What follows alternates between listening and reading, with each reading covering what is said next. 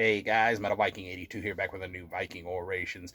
Got another review for you today, and this time I'm going to be talking to you about the forthcoming fourth full-length album from the band Devangelic, entitled Xul, due out April 7th through Willowtip Records.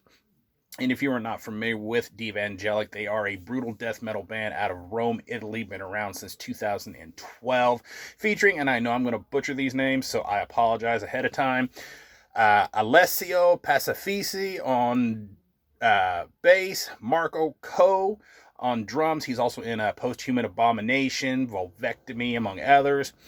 Paolo Chiti on vocals. He's in Anthropophagus. He was in Putridity at one point, among others. And finally, Mario D. Giambattista on guitars. He's also in Volvectomy, Corpse Fucking Art, among others. As I said, this is their fourth full-length album. It is 10 tracks, just a little over 39 minutes in length. And honestly, having been a fan of this band for a while, I was really stoked when this promo hit my inbox. And immediately, the cover art really caught my attention, as well as the overall theme of the album. And after listening to this thing multiple times, sometimes like 2 times in a day, it's like I would listen to it, I would listen to some other stuff, and then I would come right back to it because I just could not get enough of this album. I can honestly say these guys have delivered pure fire here. Now, things start off with a really creepy intro with the sound of chains and these faint, what I would call spirit voices. Then about 32 seconds into the song, just bam, it's full-on blast beats and fast, chunky guitars. There's just great guitar work all over this thing, with the heavy tone hitting you with mid to fast-paced riffs and some pinch harmonics. And at times, Mario will even slow things down to a slow, heavy chug, and his solos are just excellent in my opinion. The bass is equally thick and heavy, though it's not really high up in the mix. You could make it out, but it's not as high up as normally I would like it. It tends to kind of work in tandem with the guitars, I think, to really give everything a nice wall of heaviness. Really powerful drum production on here with lots of great blast beats, fast double bass, some nice patterns, rolls, and fills. And I love the use of that giant gong slash cymbal a la Nile. Really love when that thing gets utilized. Now, Paolo's vocals top everything off, and they're just these nice, powerful, deep growls, and at times they're almost guttural. In fact, when you get into track number 6, Worship of the Black Flames, at about 3:53 into that song, he does this ultra low, kind of croaky, guttural growl that sounds just so badass, especially with that chuggy riff and the double bass underneath of it.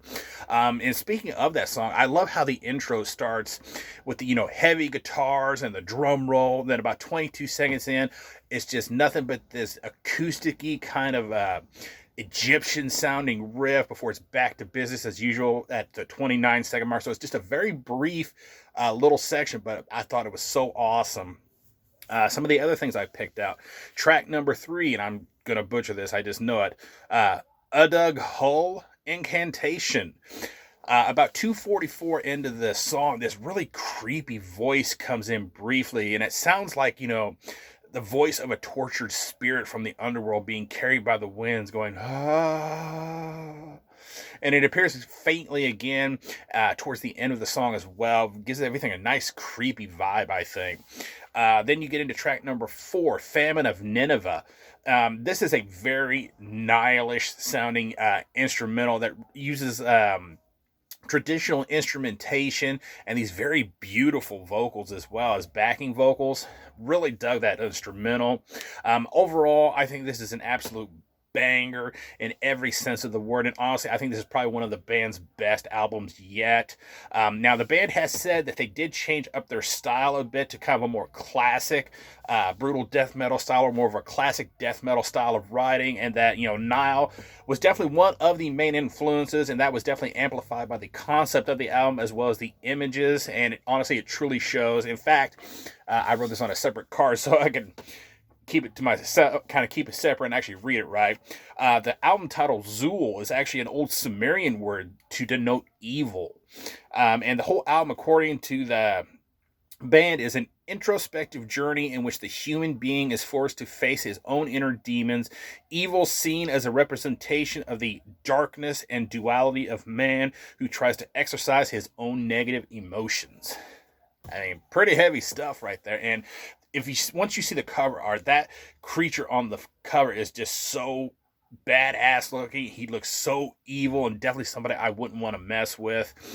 Um, and this is going to get compared to Nile. I mean, I kept thinking of Nile while I was listening to this. I mean, this is not, a carbon copy or anything. I mean, the drums in particular on here definitely bring to mind early Nile, and even some of the riffing has that Nile flavor. And of course, being that it's Egyptian, and you look at the imagery and the lyrics and everything, and like I said, just some of these songs, you hear them and you think Nile. It's not a direct carbon copy. They're not ripping off Nile, but this is pure Devangelic.